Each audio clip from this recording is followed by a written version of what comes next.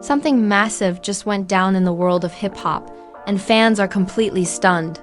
Drake, yes, the Drake has just officially canceled his entire tour. No postponements. No reschedules, it's done. Over. And the reason? It's not what anyone expected, and it's really bad.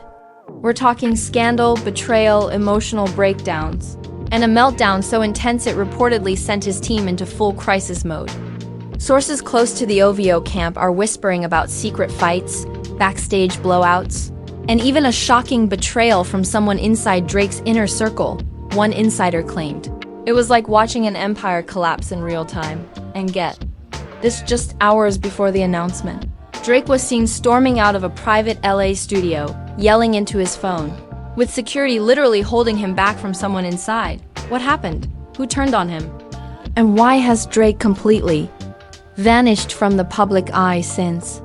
As the dust begins to settle, we're peeling back the layers of this bombshell story. From the emotional chaos behind the scenes to the explosive confrontation that made Drizzy pull the plug on everything. This isn't just about music anymore. This is personal. Stay Tonight all started just 3 days before the official announcement. When Drake was set to perform in Chicago, everything seemed perfectly aligned for another sold-out show. Fans were lining up. Merch was flying off the racks and Drake's team was buzzing with anticipation. But behind the scenes, chaos was brewing, and it was far more intense than anyone could have imagined. According to one crew member, Drake had been acting off for days. His usual calm, confident demeanor had been replaced with restlessness and paranoia. He was constantly checking his phone, avoiding eye contact, and canceling rehearsals last minute. People close to him started whispering, was he sick? Overwhelmed. But no one dared ask. The tension was thick, and then came the night everything snapped. That evening, Drake arrived at the United Center almost an hour late. His security detail looked rattled, and one source said he was yelling in the car before stepping out. He looked like he'd just had a full-blown breakdown, the source shared. His eyes were red, and he was muttering under his breath. We didn't know whether to approach him or stay out of the way. Inside his dressing room, things escalated fast. A heated argument broke out between Drake and one of his oldest friends and collaborators, known only as M in the inner circle. According to an insider who overheard part of the confrontation, the shouting was about money, betrayal, and something Drake kept referring to as the leak. You were supposed to protect this, Drake was reportedly heard yelling. You let them in. You let them tear everything down. The room fell dead silent after a loud crash believed to be a glass thrown against the wall. M was seen storming out minutes later, visibly shaken, followed by 2 assistants trying to calm him down. Drake, meanwhile, locked himself inside and refused to come out for nearly an hour. Fans outside had no idea what was happening. They were chanting his name, waving signs, some even in tears waiting to see their idol.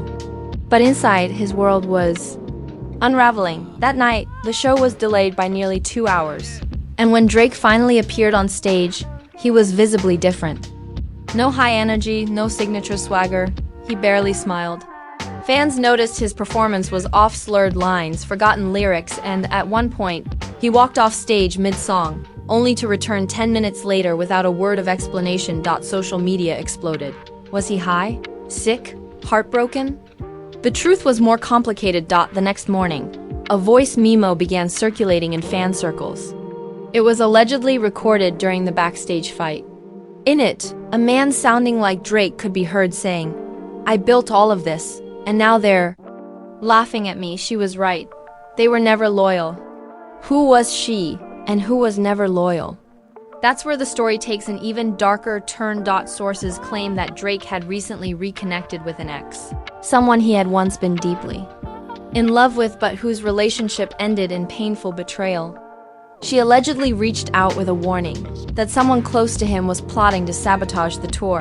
From the inside. According to a source, she told him he was being watched, that someone was feeding personal information to the press and even to rivals in the industry. She had receipts, emails, voice messages. When he saw them, it broke him. Shaken and betrayed, Drake reportedly launched his own investigation, using private security and even hiring a digital forensics expert. And what they uncovered left him floored.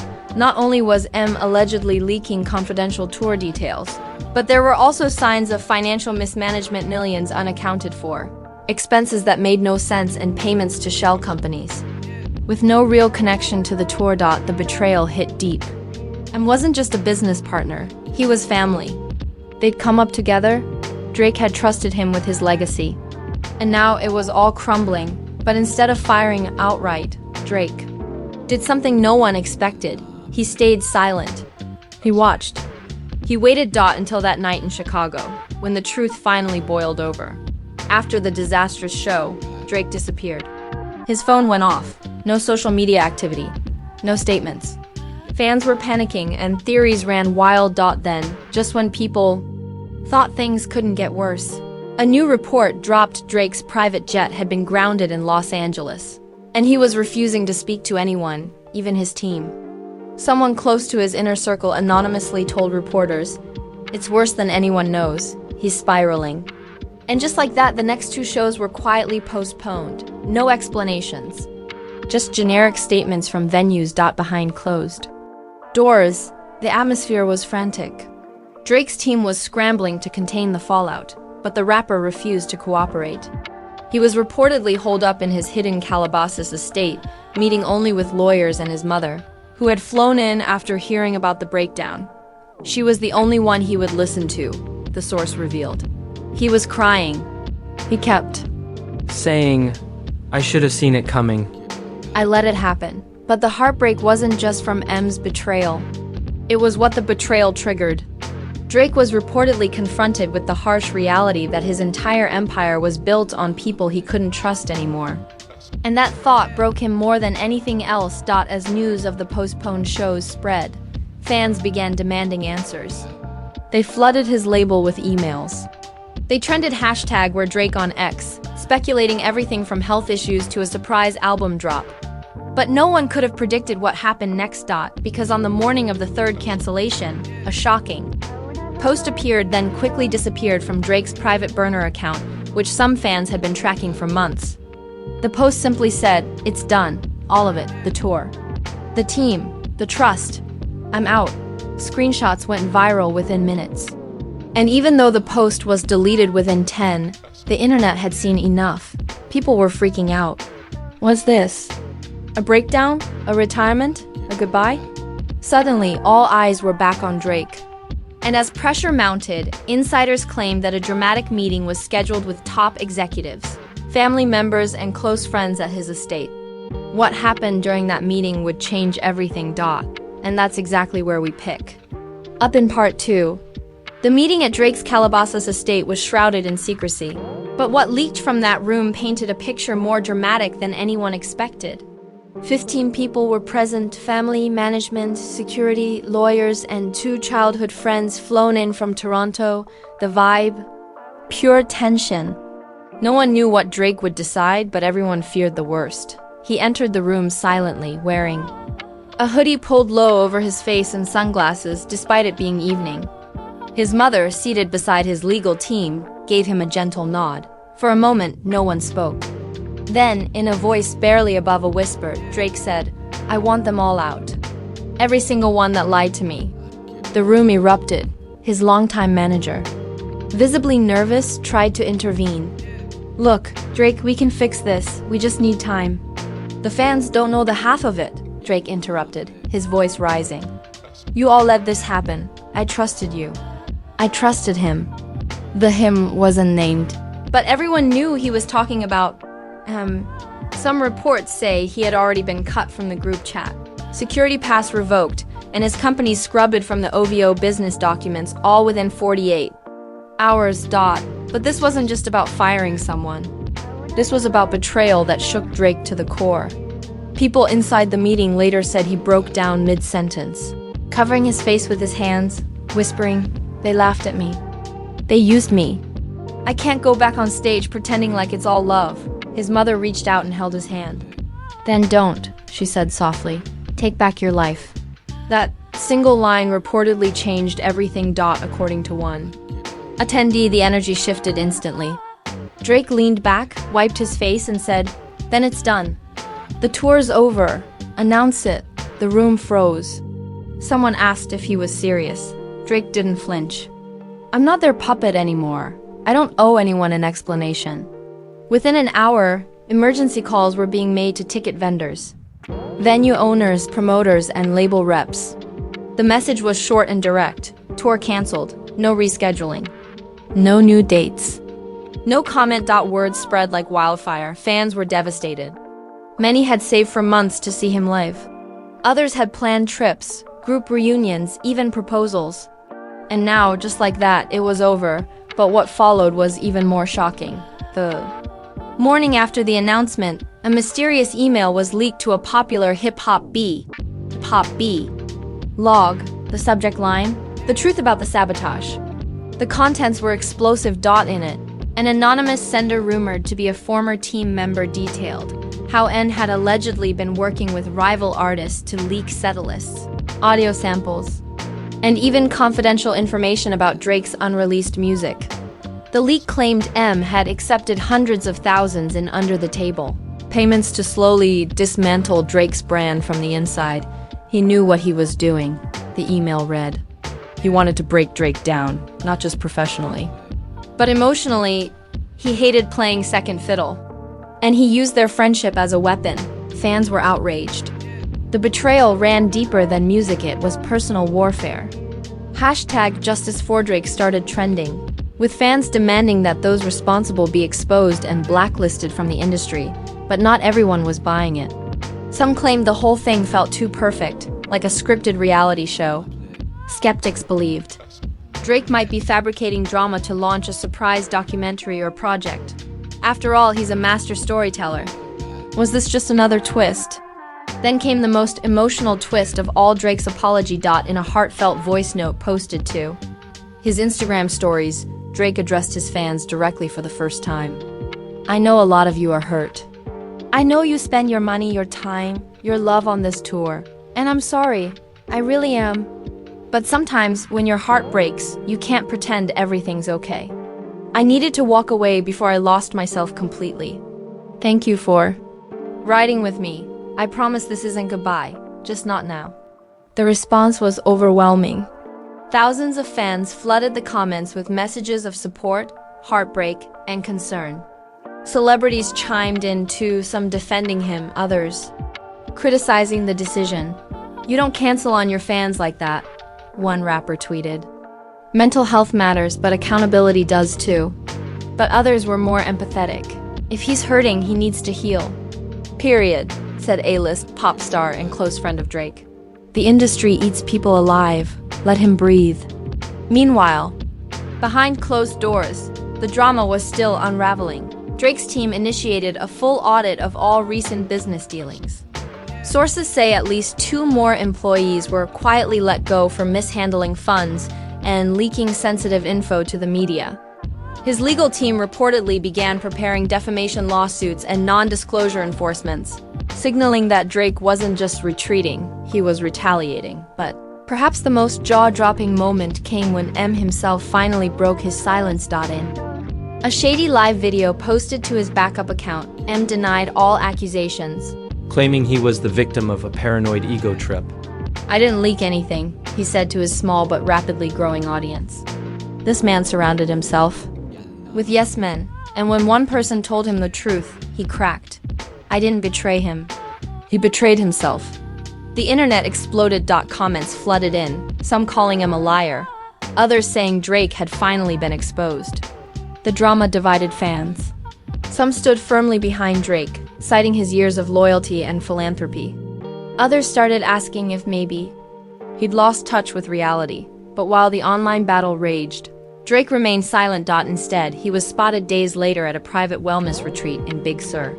Dressed in all white, surrounded by nature, he looked far from the spotlight, no security in sight, just solitude. Insiders say he was there for a digital detox, therapy, and spiritual healing. "He's trying to find himself again," one source claimed. "He built a kingdom but forgot what it felt like to just be." As fans speculated over whether this was truly the end of an era or just the calm before another legendary comeback, something even more unexpected happened. Someone from Drake's family came forward, and what they had to say would flip the entire narrative on its head. And that revelation. We're diving into it in part 3. The person who stepped into the spotlight next wasn't a manager, a producer, or a publicist. It was Drake's own cousin, Yalin Graham, someone rarely seen in public but long known within close circles as the quiet one. He had always kept a low profile, often staying behind the scenes, never interfering with Drake's business. But the events of the last few weeks had clearly pushed him too far. In a surprise sit-down interview with an underground Toronto podcast one that usually covered local artists and neighborhood gossip, Yalin broke his silence. His voice was calm, but what he revealed was anything but. People think this is just about a tour. Yalin began, staring directly into the camera. But this goes way deeper. Aubrey didn't cancel the tour just because of betrayal. He canceled it because he realized he was being controlled, even by his own blood. The host, visibly stunned, leaned forward. Controlled? By who? Yalin hesitated, then dropped the bombshell. His father. Yes, Dennis Graham. The man often seen in flashy suits and fedora hats, smiling at award shows and sipping champagne in Drake's Instagram posts. Fans had always loved their quirky father-son dynamic. But according to Yalin, that relationship was far more complicated and far more toxic than anyone knew. He manipulated him for years, Yalin said.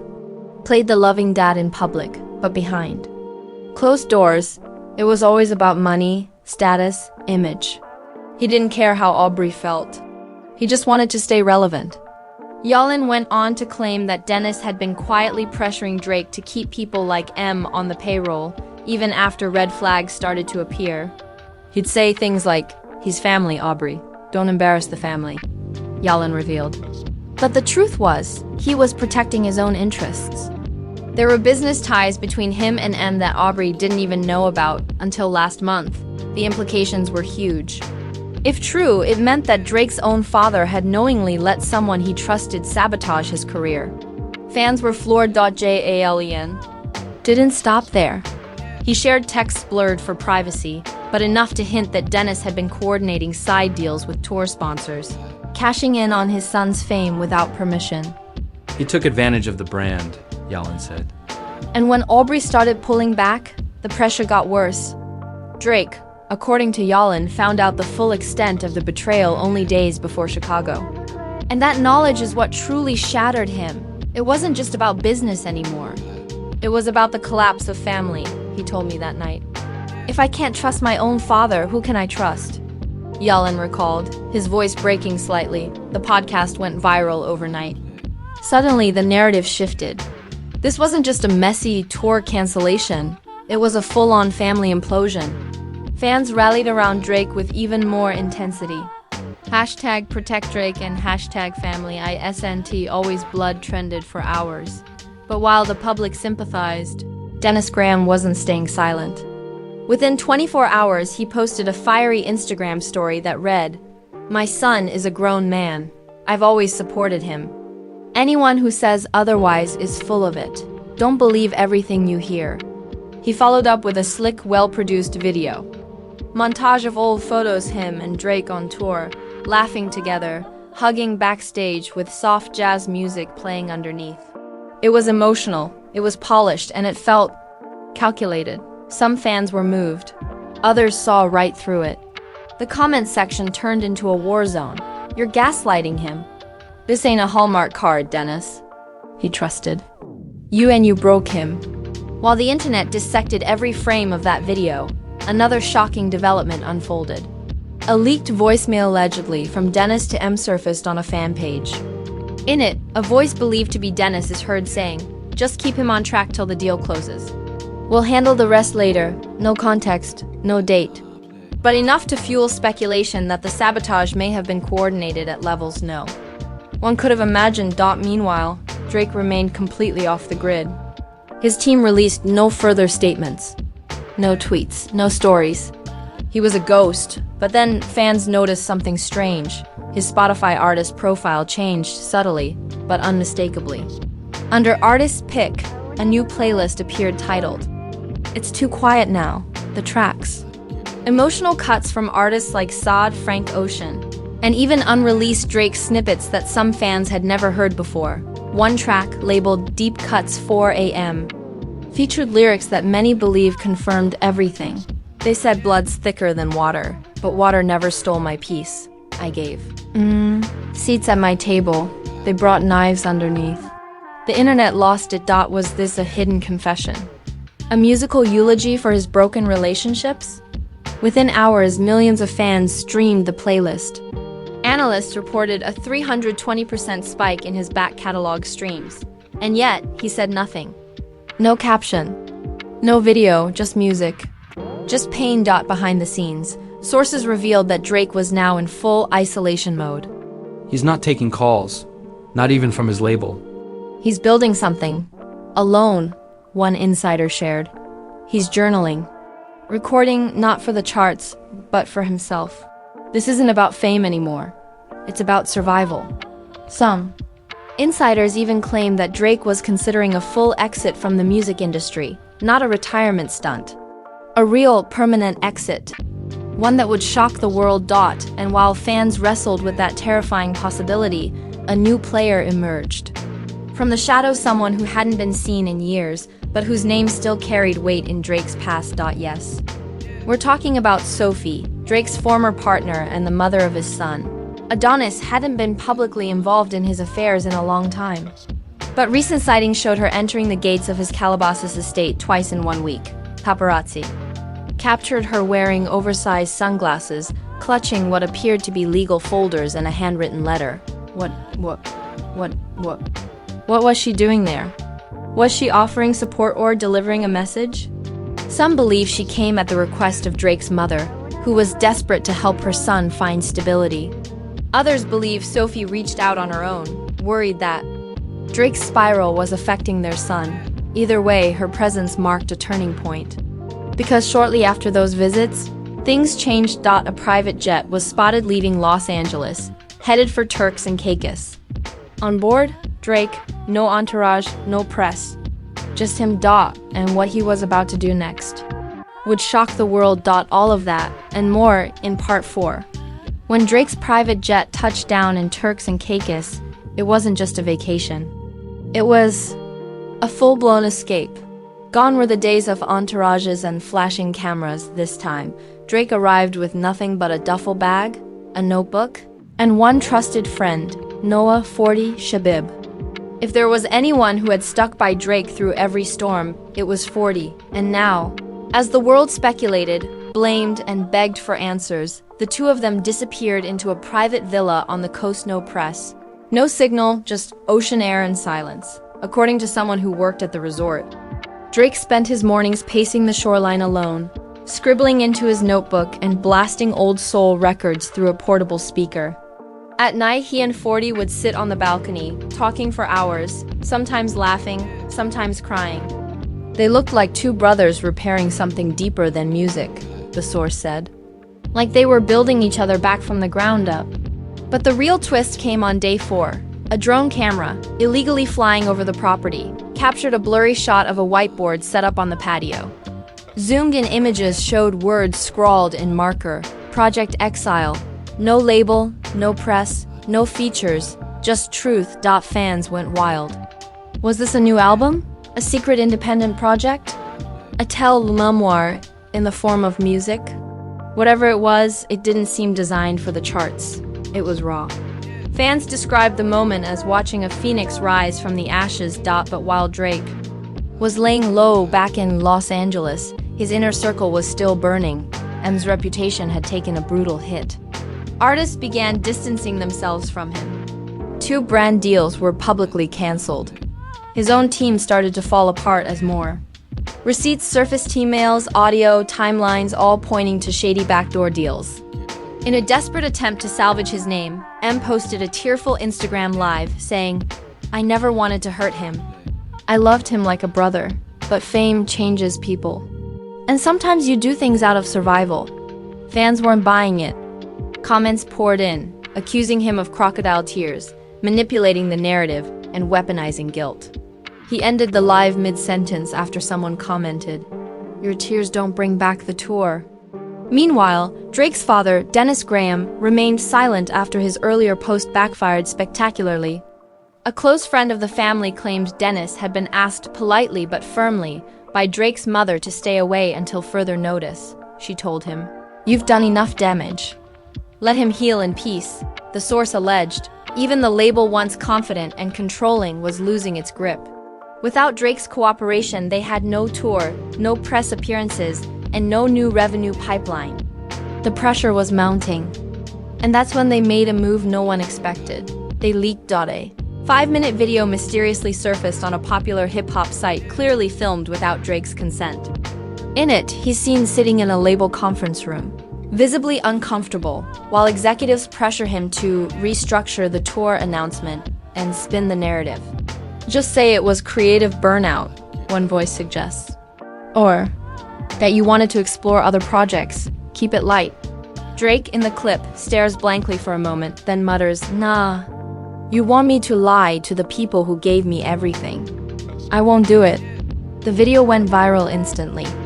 It was the nail in the coffin for the label's reputation. Fans exploded with rage.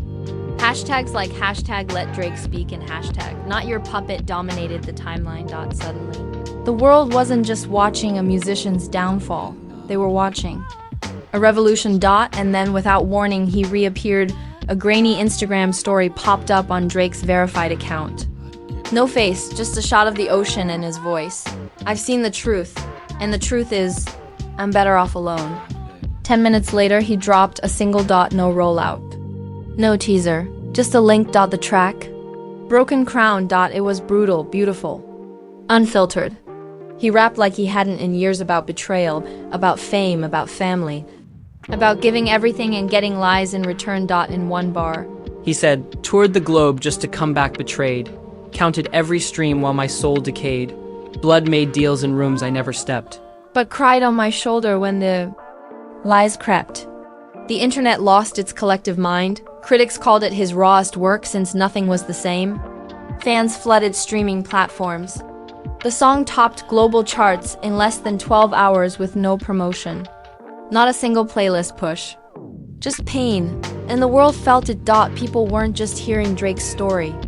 They were living it with him. But perhaps the most emotional moment came days later, when he posted a single Polaroid to his feed, a picture of him and his son, Adonis, sitting by a bonfire on the beach. No caption. Just the image. Fans knew what it meant. Despite everything, the betrayal, the collapse, the silence, Drake was finding his way back. Not to the stage, not to the charts, but to himself. One insider close to the family said he may never tour again. But he's free now, and maybe that's what he needed most. Rumors still swirl about a full-length project called Exile, independently released, no label strings attached. But whether it drops or not, one thing's clear: Drake isn't hiding anymore. He's rewriting his story on his own terms, and in doing so, he's ignited a movement. Artists are speaking out. Teams are being audited. Even fans are asking harder questions about loyalty, power, and who really profits behind the scenes. The collapse of Drake's tour wasn't the end of an era. It was the beginning of a reckoning, and just like that, the man who walked away from the spotlight might have started a revolution without even trying. The world is watching, and now we wait for what he'll do next. And there you have it, the full, heartbreaking, explosive truth behind why Drake officially canceled his entire tour. This wasn't just about a few missed shows or backstage drama. This was a total collapse of trust, a betrayal from the inside, and a personal reckoning that forced one of the biggest artists in the world to step away from everything, to finally protect himself from secret backroom deals and family betrayal, to leaked voicemails, emotional confessions, and a powerful return through music. This story had everything. And yet there are still so many unanswered questions. Will Drake ever speak out fully? Is Project Exile really coming? Is this the end of his live performances for good? Or is this just the calm before the most legendary comeback we've ever seen? One thing's for sure, Drake may have canceled his tour, but he just reminded the world that when it comes to honesty and emotion, no one tells a story like him. This wasn't a fall from grace. It was a rise from the ashes. Now we want to hear from you. Do Do you think Drake made the right decision by pulling the plug? Was this sabotage from the inside? Or a smart reset? And who do you think leaked that? Secret meeting footage? Drop your thoughts in the comments below. Don't forget to like this video if you were as shocked as we were. Subscribe for more wild industry exposes, and hit that bell so you never miss a moment of the drama. Because in the world of fame, trust is rare in the truth, even rarer. See you in the next one.